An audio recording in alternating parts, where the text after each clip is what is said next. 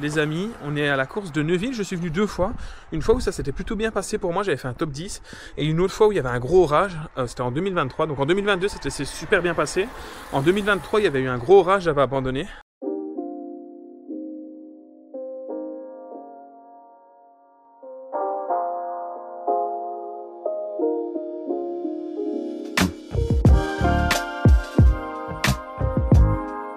Alors il y a très peu de vent aujourd'hui, alors on dit toujours ça quand on est comme ça, mais sur le vélo on trouve qu'il y a du vent.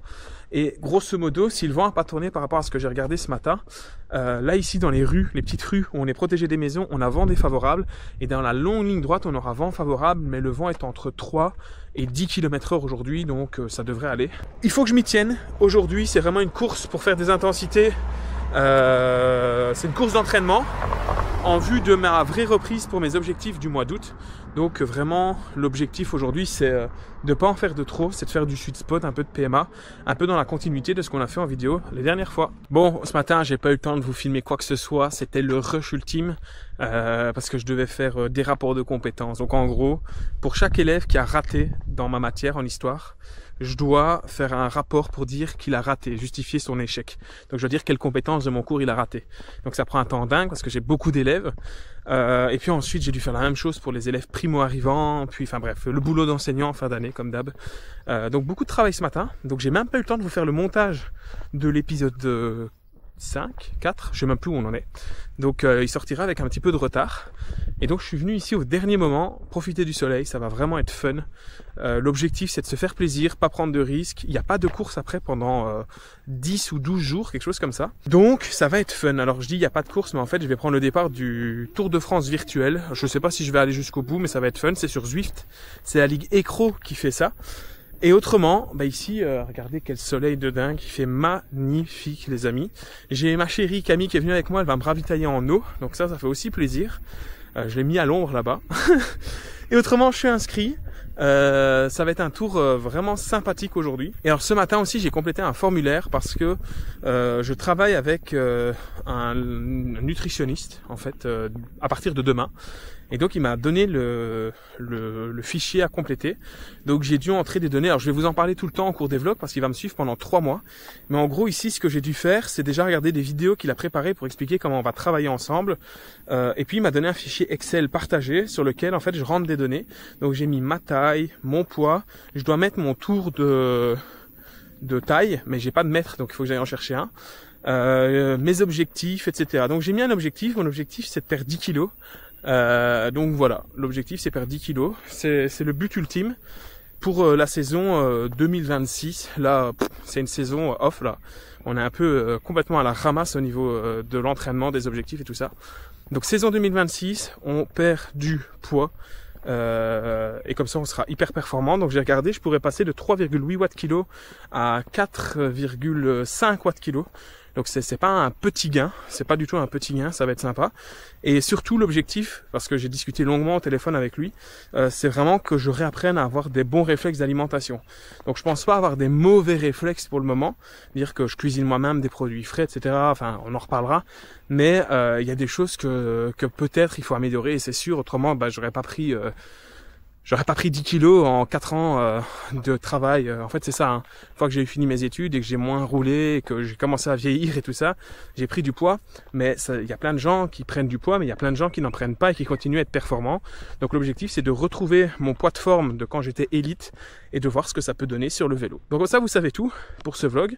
Là, je vais aller, regardez, je marche juste, je suis en train de transpirer, il fait très chaud aujourd'hui. On est le fameux samedi dernier week-end de juin où il y a la canicule. D'ailleurs, truc de fou, j'ai vu que dans le nord de la France et dans la région parisienne, il y avait des courses qui avaient été annulées par la FFC et par l'UFOLEP parce qu'en fait, les comités régionaux, enfin je sais pas comment vous appelez ça, les communes, les mairies, elles ont interdit la tenue des courses parce qu'il faisait trop chaud. Et moi je trouve ça dingue, tu vois, enfin vous voyez, je trouve ça dingue que ce soit annulé vraiment bêtement et simplement parce qu'on est tous adultes, ok il fait très chaud, ben, on est des coureurs, enfin moi je veux dire, l'an dernier j'ai fait l'étape du Tour à Nice, il faisait très chaud, il y avait des cols et tout, c'est pas faire 2 heures de course ici qui va me bousiller la santé, vous voyez, si vous vous hydratez bien, etc. Donc on est vraiment dans un monde aseptisé là quand même pour le coup, je comprends pas bien. Et on a l'impression que du coup les Français ils sont faits en sucre, quoi. Alors je dis pas ça, c'est une expression. Enfin, je sais que vous n'êtes pas fait en sucre et je sais que vous êtes aussi dégoûté que tout le monde, que votre course soit annulée. Mais je trouve ça vraiment dommage parce que chacun en fait voilà, si moi je me sens pas bien sur le vélo et que je vois que j'ai un coup de chaud, je suis assez malin et mature pour m'arrêter et pas faire la course à fond, quoi. Mais apparemment il semblerait que pour les dirigeants français, vous soyez trop bêtes pour pouvoir vous en rendre compte tout seul et donc ils annulent bêtement les courses. Allez, on se retrouve directement sur cette ligne de départ pour cette nouvelle compétition. Alors on a un petit peu zappé des compétitions qui étaient venues avant pour se plonger directement dans ce qui devient intéressant, c'est-à-dire la vraie préparation. On est sur ce circuit, une course ma foi fort intéressante, vous allez le voir, où comme je vous l'avais dit, le but c'est de s'entraîner. On répète ça, hein, dans le vélo, c'est impossible d'être en forme du premier jour de la saison jusqu'au dernier, surtout quand on est un amateur et très très amateur.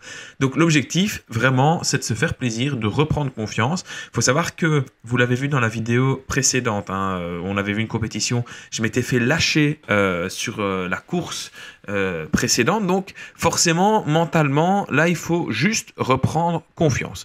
Alors, on est, comme vous l'avez vu, une journée où il fait très chaud. Au niveau du circuit, dans cette zone-ci, on a un vent défavorable, mais on est protégé dans le village. Par contre, quand on va sortir, là, on aura un peu plus de vent défavorable. Et puis, on aura une longue ligne droite avec un vent 3/4 face, 3/4 dos, ça dépend un petit peu du moment. Mais donc, ça va rouler extrêmement vite. Et pour ceux qui ne le savent pas, en fait, il y avait quand même pas mal de vent ce jour-là, contrairement à ce que j'avais dit. Et c'est dangereux. Du vent qui vient de côté, qui vient de 3/4 dos ou 3/4 face, c'est souvent dangereux. Ça fait des risques de bordure. Surtout, en fait, quand il est vent 3/4 dos. Parce que là, il y a une très grande vitesse. Et donc, ça veut dire qu'il faut enrouler énormément de braquets. Il faut être très puissant ou il faut être capable de mouliner très vite. Hein. La puissance, hein, c'est la vélocité fois la force. Donc, la cadence de pédalage fois la force que vous mettez sur les pédales. Et donc, si vous avez un plus petit braquet, vous allez tourner les jambes plus vite. Si vous avez un plus gros braquet, vous allez tourner les jambes moins vite, mais pousser plus fort. Et donc, il faut quand même être au niveau pour pouvoir prendre de l'inertie et pousser très très fort sur les pédales pour suivre les meilleurs. Donc on a un début de compétition qui est extrêmement rapide. C'est expliqué, je pense, par la météo. Il fait bon et puis il y a quand même du gros niveau sur cette compétition. Et ça fait que on roule très vite en ce début de compétition. Donc il faut savoir que on a passé les 40 premières minutes à environ 44 de moyenne. Alors pour les gens qui courent en élite sur un circuit plat, bon, c'est pas énorme, mais pour des amateurs, honnêtement, c'est quand même déjà très costaud.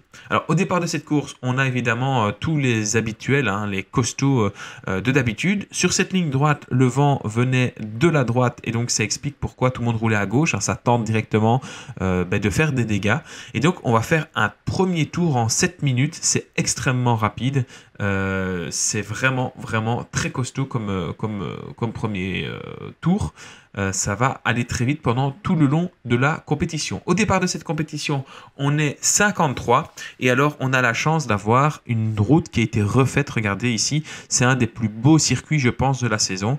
Donc tout va bien. Dans le meilleur des mondes, on est plutôt bien. Au niveau compétition, au niveau stratégie, au début, je vais me laisser aller. L'objectif, c'est de faire des kilomètres, de prendre le rythme, donc pas d'inquiétude.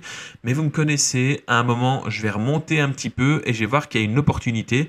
Et donc, je vais légèrement accélérer. Et c'était plutôt une bonne chose. Donc ici, on est toujours dans les chemins défavorables. Alors, on est un petit peu à découvert au niveau vent. Et donc, ça souffle pas mal. Donc, vous voyez que le peloton tape un petit peu la tête contre le vent. On se retrouve à 35 km/h. Ce jour-là, on a les deux champions du monde qui sont là. Un champion du monde catégorie A-Master et A-Elite. Alors maintenant, ça a changé de catégorie. C'est A1, mais c'est les anciens A-Master et A-Elite. On est dans une espèce de transition ici à l'EDH. On a les 1 et les 2 qui courent ensemble parce qu'on n'était pas très nombreux.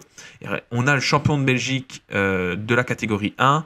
On a le champion du monde, et champion d'Europe grand fond de dos. Et donc ici, il y a une accélération. J'en profite pour me replacer. Et paf, j'ai de la chance. Ça accélère et donc je vais me mettre dans les roues pour accélérer avec ces coureurs et là ça va rouler quand même très fort. On va prendre le virage, donc On est un petit groupe de 6 coureurs à s'être échappés, avec à l'intérieur Björn de Decker, donc le champion d'Europe grand fond de dos. Je ne sais pas combien de victoires il a cette saison, mais comme chaque année, il est surperformant. Et donc on se retrouve dans cette ligne droite où, comme d'habitude, vous avez le vent qui vient de la droite. Ça ne va pas changer de la course, ou en tout cas très rarement. Il vient légèrement 3/4 face à ce moment-là, il va tourner un petit peu pour devenir 3/4 dos par la suite. Et en fait, moi, je suis dans la bordure à 52 km/h, je suis à 189 battements par minute et je ne peux pas refaire le trou par rapport aux coureurs qui sont devant. Donc, je vais devoir m'écarter. Je vais m'écarter sur la droite parce que j'ai pas trop le choix. En fait, il n'y a pas trop de place à gauche. Et en fait, en m'écartant sur la droite, je me retrouve dans le vent. Et donc, il y a un gros déficit de vitesse entre les coureurs qui me passent à gauche et moi.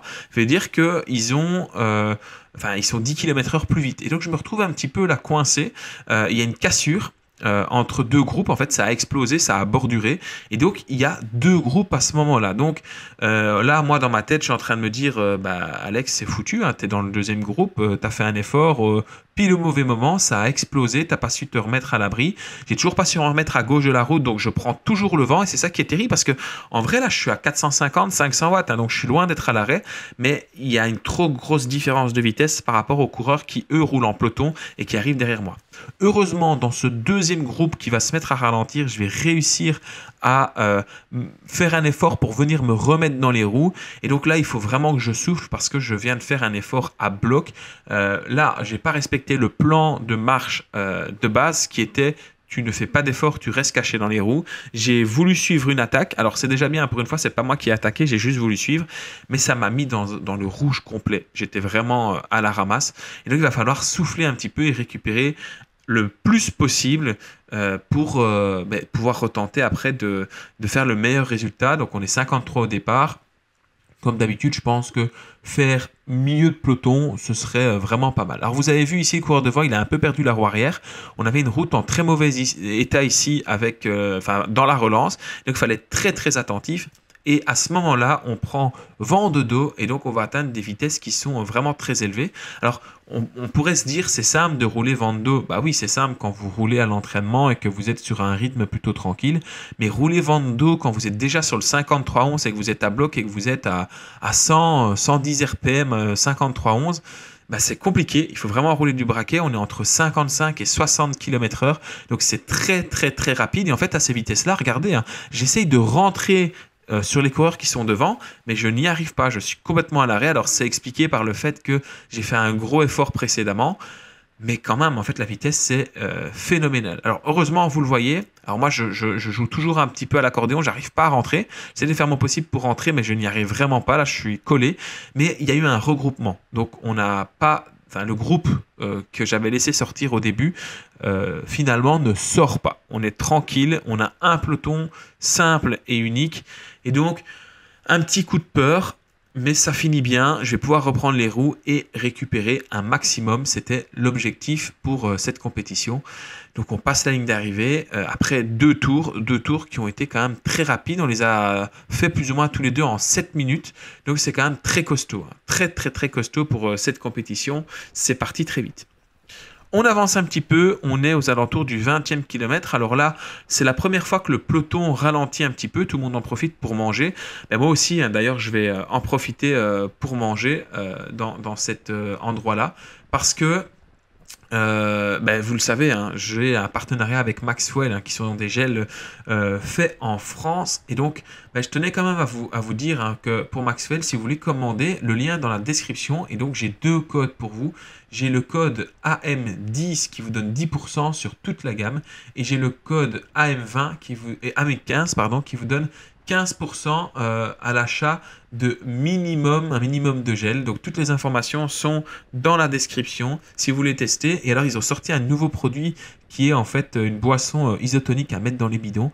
Et donc je ne l'ai pas encore testé, je l'ai commandé, je vous ferai un retour. Mais donc si vous voulez commander chez Maxwell, tous les liens sont dans la description. Alors le peloton a fait un petit peu récup. Alors ça a fait récup parce que tout simplement on a une échappée qui est sortie, qui a pris un petit peu de l'avance. Alors on a une échappée quand même assez nombreuse. Hein. On a une dizaine de coureurs qui sont partis à l'avant, à des coureurs de la catégorie 1 et 2. Dans ce groupe, alors je dis 10 coureurs, ils étaient ils étaient peut-être 8 ou 9. On avait Robin Rosseux, Olivier De Smet, Michael Van Poek, Jérémy Burton, Hugo Petit, Oxens Buntings, Kevin Moreau, Kurt Van Goyden-Schoenhoven et Björn de Decker. Hein, c'est les coureurs qui sont allés à l'avant de cette compétition. Moi, pendant ce temps-là, j'ai vraiment patienté et j'ai fait ce que j'appelle la règle des tiers. Donc, normalement, la règle des tiers, hein, c'est pas de la photographie, là. C'est un tiers de la course où on ne fait pas d'effort, le deuxième tiers de la course où on se replace et le troisième tiers de la course où s'il y a une échappée, il faut pas la louper. Donc, là, on a, en fait, à ce moment-là, on a avancé un petit peu. On est au 52e kilomètre, donc il reste 25 km de compétition. On a donc notre échappée de 9 coureurs. Ils sont à peu près à quand même 4 minutes là par rapport à nous. Donc c'est vraiment les costauds. Moi je vais en profiter pour remonter. On fait un petit état des lieux des coureurs qui sont présents là dans le groupe. Et je vais me mettre à rouler parce que ce n'est pas tout. En fait il y a un groupe de contre. Et ce groupe de contre il est à peu près à 40 secondes de nous. Donc je vais me mettre à rouler parce que il y a 10 coureurs, allez 9 coureurs, c'est-à-dire que derrière le top 10 est jouable. Donc je vais me mettre à rouler. Vous savez que c'est quelque chose que j'aime bien. Alors regardez, je fais un petit geste du bras en disant allez on tourne. Et donc en fait le problème c'est que c'est un petit peu... En fait je dis on tourne à ceux qui sont devant mais qui étaient déjà en train de tourner, vous voyez. Donc ils étaient déjà en train de faire l'effort. Là on les vend défavorables. Mais derrière vous avez quand même un grand nombre de coureurs. Donc en gros une trentaine de coureurs qui eux ne vont pas du tout passer. Et donc ça c'est problématique. Donc je vais insister pour essayer de faire tourner le plus de monde possible, leur dire allez on tourne ensemble, ça va aller, on va faire le maximum pour rattraper le groupe de devant parce qu'en fait on ne le verra pas à la caméra, ou en tout cas vous pourrez peut-être le voir si vous avez des très bons yeux, mais la caméra elle ne permet pas de voir aussi loin. Mais avec nos yeux d'humain, en fait quand on arrivait dans la longue ligne droite, hein, donc au fond de cette route à gauche, on prendra la longue ligne droite, on voyait le groupe et il y avait environ 40-45 secondes d'écart. Donc notre objectif c'était vraiment de revenir sur ce groupe-là, parce que si tu reviens sur ce groupe-là, à la place de jouer une 25e place, 30e place, tu joues une 11e place. Donc forcément, c'est très intéressant d'espérer pouvoir rentrer. Alors dans ce deuxième groupe, on a Frédéric Jacob, on a Jens Ellings, on a Michael Goussen, on a Charles-Antoine Simon, Stein de Vlaming, Ronald Marlier, Pierre Snap, Birger Rosseux, Gatien Brunet, Nathan Chadrin, Vincent Lannoy, Emilien Debaille, Thibaut Robin, Stephen Comain, Jérémy Montagna. Donc on a quand même du beau monde encore dans ce groupe-là et ils ne sont qu'à 40 secondes. Donc moi j'essaye de faire rouler le groupe, ça roule pas. Je suis pas là non plus pour mettre totalement à bloc. Là, je suis déjà à 185 battements par minute. Alors, je m'étais mis à droite parce que le vent venait de droite pour protéger le maximum de personnes. Mais à partir du moment où les gens ne veulent pas rouler, je vais refermer la bordure sur la gauche pour protéger de moins en moins de personnes. Et je vais ralentir. Alors, heureusement, à un moment, ils vont se mettre à passer. Ça va me permettre de reprendre les roues. Alors, je vais reculer un petit peu ici pour vous montrer un petit peu le nombre de coureurs qui restaient dans ce groupe parce qu'on était encore très nombreux. Et moi, je reste persuadé que si tout le monde avait roulé un minimum, à la place de rouler à 37-38 km/h, là on aurait peut-être roulé à 45 km/h, et avec le nombre de kilomètres restants, on aurait probablement réussi à revenir sur le groupe qui était 40 secondes devant nous. Et donc ça veut dire qu'on aurait redistribué les cartes. Certes, on n'aurait pas pu jouer la victoire parce qu'eux, ils étaient vraiment beaucoup trop loin, hein. Ils étaient à 5-6 minutes de nous, mais avec le deuxième groupe, on aurait vraiment pu rentrer et faire le meilleur résultat possible. Là, on s'est un petit peu endormi, c'était trop tactique, les gens calculaient trop les coups de pédale. Et donc forcément, c'est dommage, c'est la course, hein. Si j'avais pas envie d'être piégé et pas envie d'être dans cette situation, c'était à moi d'être à l'avant. Après, globalement, pour une reprise et pour une première compétition, après une coupure, après un début de saison un petit peu catastrophique, je suis plutôt satisfait de me retrouver dans ce groupe-là et surtout d'être capable de rouler. Parce que je vais faire partie des coureurs qui vont mettre un train, qui vont rouler. Regardez ici, il y a un coureur qui a pris de l'avance parce que moi, je vire toujours comme un cadet. Et donc, je vais pouvoir remettre beaucoup de watts, environ 800 watts, prolonger l'effort et revenir sur ce coureur et passer vraiment mes relais. Et je vais insister, je vais dire aux gars, allez, on roule, on passe. Je vais essayer de motiver ce groupe pendant quand même une bonne dizaine de minutes, hein, et 10 minutes à prendre des relais, à un petit peu se sacrifier parce que quand les mecs arrêtent de rouler, c'est toi qui fais l'effort. Je suis pas en train de dire que j'étais en train de rouler tout seul, mais on était peut-être sur les 30 coureurs présents, on était peut-être 5 ou 6 à passer. C'est pas suffisant. Puis derrière, tu as des gars qui patientent bien correctement et qui après vont te flinguer dans les derniers tours. Alors que toi, t'as roulé juste au-dessus du seuil pendant 25 bornes, t'es cuit et les mecs te flinguent à la fin. Je connais cette astuce. Donc, Moi, j'aime pas ça, même si c'est la course, c'est comme ça. Donc, je vais essayer d'organiser. Voilà, on va rouler. Donc, vous voyez, hein, le coureur devant, bah, c'est toujours lui qui roule. Le coureur juste derrière moi, c'est toujours lui aussi qui roule. Enfin, grosso modo, il n'y a pas... voilà, regardez, vous allez voir, on va passer. Là, c'est encore moi qui vais passer. Vous allez toujours voir les mêmes passer devant moi. Et je vais prendre des longs relais. Là, je roule à 43, 44 km/h. Donc, je passe quand même un très, très gros relais. Je suis à 180 BPM. Hein, c'est mon seuil. Hein. J'essaye de me dépatouiller comme je peux. Mais en fait, je prends des longs relais et personne ne passe. Même quand je ralentis à 30 km/h, personne ne veut me relayer. Alors c'est le problème hein, en cyclisme, quand tu prends la responsabilité de la course, bien souvent, personne ne va t'aider. Donc à un moment, je vais me dire, bon, ils sont bien sympas, mais tant pis, on va se remettre derrière. Donc rebelote, je vais redescendre un petit peu pour un petit peu faire l'état des lieux, voir qui est là. Et puis surtout, regardez les visages, regardez les épaules. Est-ce que les coureurs pédalent avec les oreilles? Est-ce qu'ils ont l'air bien, pas bien? Parce qu'il y a la solution de ils ne passent pas parce qu'ils sont à bloc et il y a ils ne passent pas parce que c'est stratégique. Donc mon objectif, c'est de voir justement qui sont les coureurs qui passent par stratégie, enfin ne passent pas par stratégie, et qui sont les coureurs qui ne passent pas parce qu'ils sont à bloc. Alors ici, on se réorganise un petit peu. Regardez, le vent vient de droite, donc on fait une file montante, une file descendante. Hein. Donc grosso modo, on va s'écarter à droite, comme ça, le coureur comme le blanc ici qui s'écarte, il me permet de remonter en étant à l'abri du vent. Et donc, on va regagner un petit peu de vitesse. Et je pense que les coureurs ont été remotivés là parce qu'on voit vraiment le groupe devant nous. On voit un groupe de 15 devant. Et c'est une aubaine. Si on revient sur eux, on va jouer un top 10. Donc, ce serait l'idéal de rentrer. Donc, voilà.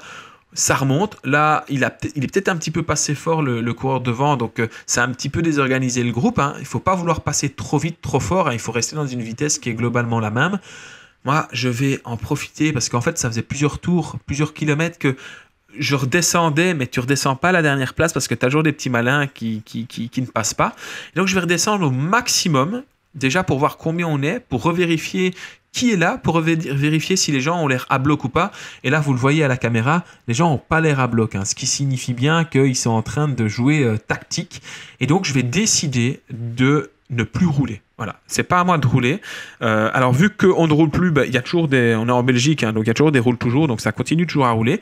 Je vais mettre un petit peu à l'arrière et donc je vais faire le jeu des autres, c'est-à-dire que je vais faire le moins d'efforts possible. Alors ça paraît pas grand-chose, mais si vous regardez les pulsations, quand je passais des relais, j'étais entre 180 et 190 pulsations, en étant dans une moyenne de 185. Là, en étant dans les roues, je vais être entre 165 et 180. Donc, c'est quand même 10-15 pulsations de gagner. Ça fait une grosse différence parce que là, ça veut dire que je récupère vraiment. À la place d'être aux alentours de 280-320 watts, je vais me retrouver entre 180 et 250 watts, sauf évidemment quand il va y avoir des relances. Donc, c'est plutôt une bonne chose. Et là, il nous reste 2 tours. Donc, on est dans le 14e tour et il restera le 15e tour après. Donc, il reste 1 tour et demi. Donc, heureusement, ça a accéléré parce que malgré le fait qu'on ne soit pas totalement organisé, on va se rapprocher du groupe de devant. Donc, pour vous donner les quarts exacts avant le dernier tour, le groupe qui est devant nous, ils étaient à ce moment-là à 1 minute de nous. Voilà, ils étaient à 1 minute. Donc, ils avaient 1 minute, mais dans la longue ligne droite, ça voulait dire qu'on les voyait. Donc, il va falloir être malin parce que regardez ici, on a Vando tout à l'heure, on roulait entre 55 et 60 km/h. Là, on ne roule plus qu'à 35 km/h. Ça accélère, donc je vais mettre plus de 1000 watts pour accrocher ce groupe. Alors malheureusement, je ne suis pas parti avec de l'élan, donc je vais devoir vraiment faire un gros effort pour démarrer, pour prendre de la vitesse.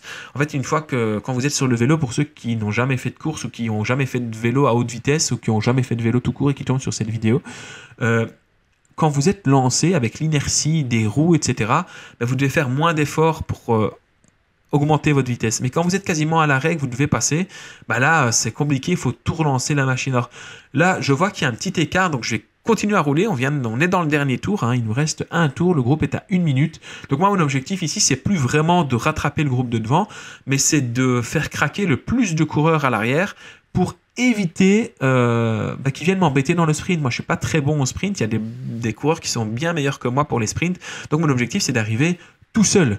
Malheureusement, il y a une petite cassure, mais ça va pas vraiment me suivre. Et donc, je vais rester à l'abri et on va arriver à la toute fin de la compétition ici. Alors, je te rappelle que si tu aimes bien les vidéos vélo d'été et que tu aimes bien les vidéos de course, n'hésite pas à mettre un pouce bleu. N'oublie pas non plus à l'ancienne de mettre un commentaire dans la vidéo pour me donner des points sur cette compétition, à des points sur 10, me dire ce que tu as pensé, ce que tu aurais fait, pas fait. Et n'oublie pas surtout de t'abonner pour ne rien louper. Et alors, j'en profite avant le final pour vous dire que j'ai lancé un podcast, le lien dans la description, il est disponible sur toutes les plateformes, donc n'hésitez pas à aller voir mon podcast et vélo. Alors ici on a Timothy Hayes, le champion du monde de la catégorie 1, qui attaque dans la ligne droite. Et on est vraiment dans le final, hein. Il reste pas beaucoup de kilomètres, il reste 3 kilomètres environ ici. Et donc je vais prendre sa roue et je vais tout simplement le relayer à plus de 600 watts parce que devant, on a un petit groupe qui a réussi à s'échapper dans la partie difficile. Dans ce petit groupe, on a Esteban Jauregui, Julien Gillis et Alexis Victor, ainsi que Jérémy Montagna et c'est tout, hein. Donc voilà, c'est déjà pas mal.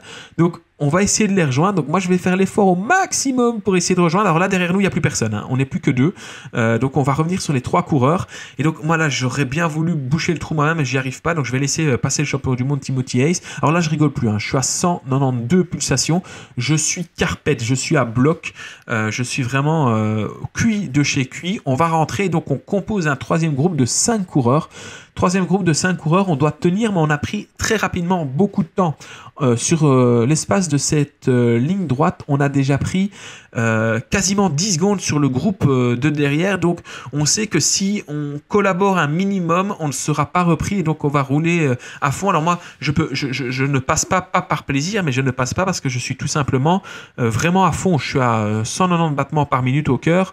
C'est un effort qui est très violent. J'ai fait pas mal d'efforts sur cette compétition. Donc, je ne peux pas passer. Donc, je dis aux gars, les gars, je suis désolé, je ne peux pas y aller, je ne peux pas passer. C'est impossible pour moi de rouler, de faire l'effort. Je suis à bloc. Donc, je laisse passer les coureurs. Ils vont pas trop râler. Alors, parce que d'habitude, tu fais ça, les mecs se méfient, ils t'engueulent parce qu'ils ont peur que tu les flingues au sprint. Je pense que les mecs ont pas râlé parce qu'en fait, ils me connaissent bien, ils savent que je suis un roule toujours. Si je peux rouler, je roule même quand c'est pas intelligent de le faire. Donc, je suppose que, vu qu'ils me connaissent, ils savent que si je ne roule pas, c'est pas par plaisir, mais c'est que je suis vraiment à bloc. Donc, j'ai Timothy Hayes dans la roue, là, parce que je pense que lui aussi était à bloc. L'effort a été quand même très violent. Et donc, on va finir cette compétition ensemble. Moi je vais faire dernier du groupe parce que vu que je suis celui qui a le moins roulé, je ne prétendais pas pouvoir faire le sprint, donc j'ai même laissé passer finalement Timothy Hayes, le champion du monde, et je vais aller chercher une 29e place. Finalement on va s'écraser seulement à une quarantaine de secondes du groupe de devant. C'est-à-dire que sur ce dernier tour, sur cette accélération, on a repris 20 secondes au groupe de devant, donc c'est bien la preuve que si on avait accéléré plus tôt, on aurait peut-être pu rentrer et jouer un top 10 au lieu de jouer un top 25. Et par contre, derrière, on leur a mis 16 secondes. Donc, sur 3 km, on a mis 16 secondes au peloton derrière. Donc, je vais arriver 29e. Résultat anecdotique. Mais je suis content pour la forme parce que j'ai pu faire des efforts. Je retrouve ma forme. J'étais vraiment bien. Et puis, ça permet d'arriver dans le contre et d'avoir pu vraiment faire des efforts qui simulent une échappée parce que les efforts qu'on a fait ici, c'était des efforts d'échappée. Le fait que j'ai roulé pour mener le peloton, le fait après que j'ai réaccéléré, c'est la preuve que je suis plutôt bien en forme et donc que les entraînements à Sweet Spot commencent à payer. Et si tu ne veux rien louper de mes entraînements, n'oublie pas de t'abonner parce que je vais vous montrer d'autres vidéos de vélo d'été et tu vas pouvoir suivre tout ça. Et donc, on va vraiment s'entraîner ensemble pour performer pour les compétitions du mois d'août. Voilà la ligne d'arrivée. Hop, petit serrage de main avec le champion du monde qui me félicite pour ce joli coup. Hein. Je l'ai accompagné pour ressortir. Je lui ai dit, je suis désolé mec, j'étais à bloc. Et ça conclut cette vidéo. On se retrouve très bientôt pour un nouvel épisode de Vélo d'été. Je vous dis à bientôt. Salut les amis!